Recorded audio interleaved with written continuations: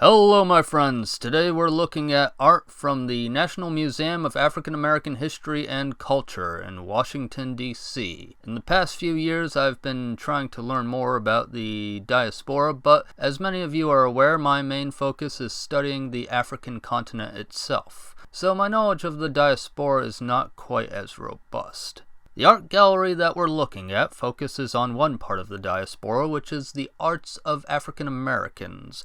When I initially planned to show you all my museum footage, I intended it to be very thorough and detailed, but I've decided that I should take a more casual approach to these videos because I've had this footage for 5 years and I still haven't even shown you half of it yet. Which is why I'm just letting this footage roll on its own without commenting on every single artwork as I did before. That said, I will slow things down in a bit to talk about a few specific things here and there. So, when entering the gallery, there's a sign saying Visual Art and the American Experience. Here at the National Museum of African American History and Culture, visual art plays a vital role. Paintings, sculptures, and work on paper allow the visitor to see how artists viewed and interpreted their world, beginning in the early years of the 19th century with Joshua Johnson and continuing through the present with contemporary artists such as Chakaia Booker and Jefferson Pinder. The artists do not see themselves as historians, and most of the works do not illustrate life so much as they comment on it in a visual language of the artist's own making. While the works may delight and stimulate our senses, each in its own way also contributes to our understanding of an era. The themes of this exhibition include the world around us, the politics of identity, the struggle for freedom, African connections, religion and spirituality, the beauty of color and form, and new materials, new worlds. And some of the themes that I just mentioned have write-ups on the walls. So right now I'd like to read the write-up about African connections. Many Americans of African descent define themselves in part by their African heritage and the surviving traditions that enrich both their lives and those of the larger multicultural society. The paintings of artist and Professor Floyd Coleman invoke the traditional belief system of West African Yoruba people to demonstrate the cross-fertilization of American beliefs and those of the African visual culture. Rather than creating an image, Renee Stout crafted her own sacred object inspired by artifacts used in African religious rituals, leaving its interpretation to museum visitors. The link to Africa has also been a source of inspiration for political movements, both for causes in the United States, like civil rights and black power, and abroad, as in action against the South African apartheid system. It's also worth noting that the famous and historical Ethiopia Awakening sculpture can be found at the heart of this gallery, and I did a video about that quite a few years ago. And now for the rest of this video, I'm going to highlight some of the other artworks that can be found in this gallery. First up, we'll look at the Mothership capsule, which is the creation of Jefferson Pinder. This gigantic sculpture in both wood and metal is one of the first things you encounter upon entering the gallery. Its shape is inspired by NASA's Mercury spacecraft, and its name comes from George Clinton's stage prop, the Mothership, which is in the music section of this museum, and I showed that off in a previous video. P.S. At some point during this video production, I actually took the time to listen to some George Clinton's music, and it turns out I actually recognize a few of his songs, including Atomic Dog, the lyrics of which go something like this. Bow wow wow yippee oh yippee bow wow yippee oh yippee. I didn't feel like getting a copyright claim on YouTube, so you'll have to settle for that little rendition that I just did. And if you're too young to have recognized those lyrics, there is something that you possibly will recognize that I can actually share with you without worrying about getting copyright claimed, because it's a fan-made song. His name is George Clinton. He's got 38 degrees in Birkin. Alright, now that I've got that out of my system, let's actually get back to talking about Jefferson Pinder's sculpture. The plaque for this artwork carries a quote that I believe is from the artist himself, which states, "We grew up when NASA was in its golden age. Remember the first interracial kiss on television was in outer space on Star Trek. Science fiction fantasy is, in part, a spiritual place that African Americans have always inhabited." And while we're on the topic of black people's relationship with science, I do want to point out that African Americans have been involved in NASA since the early days. As you can see here in this NASA photo of Mary Jackson, who was one of several women whose mathematical calculations helped John Glenn to become the first American astronaut to orbit the Earth in 1962. Before we move on to the next artwork, in case you didn't catch the little note I had on screen about Star Trek, I want to mention that the Star Trek kiss was not the first interracial kiss on television, it turns out. In fact, I literally only just figured that out when I tried to find some images for that kiss. This isn't exactly stuff that I'm researching on a normal basis, you know what I mean? I'm usually trying to learn about Africa, not random kisses on TV.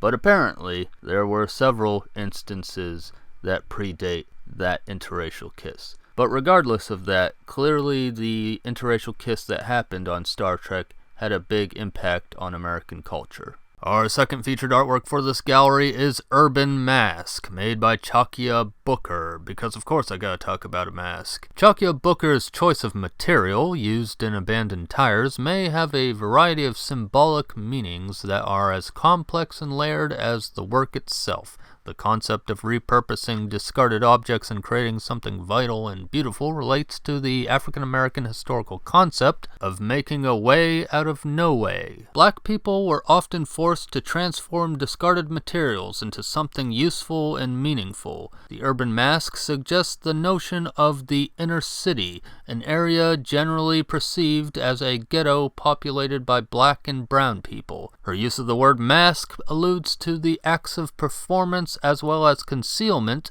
as a means of survival. I do want to note that there are other uses and meanings to a mask other than what was just said, but we can get into all that another time. Because it's important to get across what the artist's intentions were instead of just interjecting with one's own opinions about the art. But yeah, besides the obvious reason for me liking this piece, I also can relate to the practice of reusing discarded things in my sculptures. I literally have a pile of stuff that would just look like junk to most people, but to me are potential art supplies.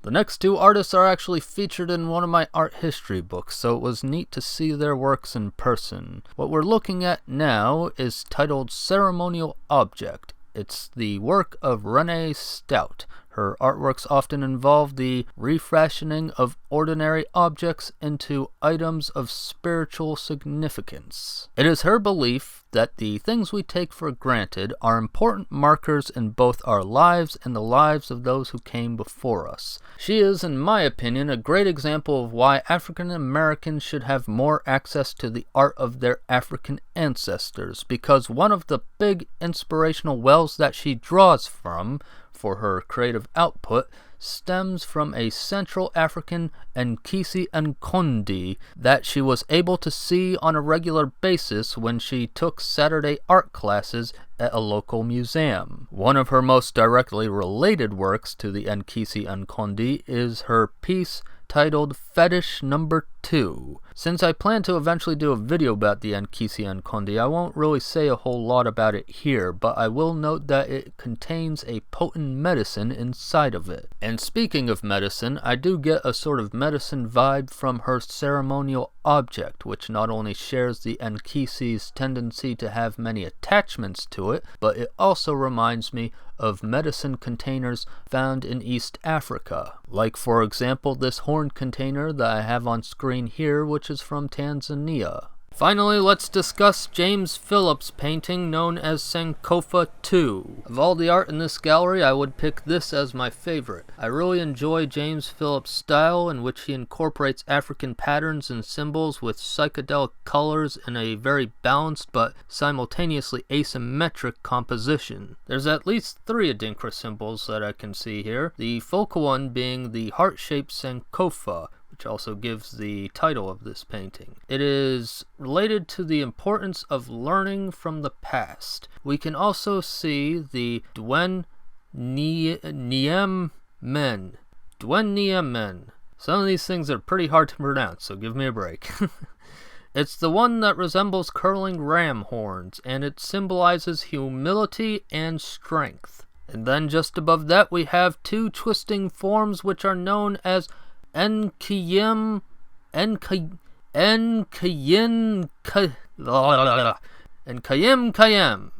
Now for this one in particular, an old Adinkra chart I have on my computer says that it is an icon that stands for toughness. However, on adinkra.org, it states that it is a symbol of initiative, dynamism.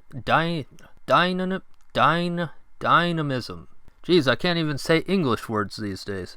Dynamism and versatility. I suppose it could incorporate all of these meanings, since, after all, a lot of things can have multiple meanings. Plus, I trust both of these sources. So, that's what I'm going with for now. In addition to the Adinkra, at the top of the image emerges the Yoruba Orisha Shango. You can see the outline of his face here, and his double axe atop his head. Now, according to the plaque, there are Haitian roosters in the painting as well. Honestly, I only noticed this after reading the plaque. I will highlight them on screen for you, and as you can see, there is 1 rooster at the bottom and 2 overlapping roosters in the upper segment. Also, I just want to say that some of the line work here feels somewhat reminiscent of Ensibity, at least in my opinion. If I ever get around to making a top 10 list of modern black artists, chances are James Phillips will be somewhere on that list. Lastly, let's end with the quote from the artist himself. For me, painting is an endless search for discovery, reflective thinking, and invention based upon my ancestral heritage. Alrighty, there were some other artworks and themes that I wanted to cover in this art gallery, but that will have to wait for another time because I have to start getting to work on another video. That said, I probably will bring up this gallery again so that I can actually cover some of those other artworks that I didn't have a chance to today. Thank you as always for watching Red Spirit Mask.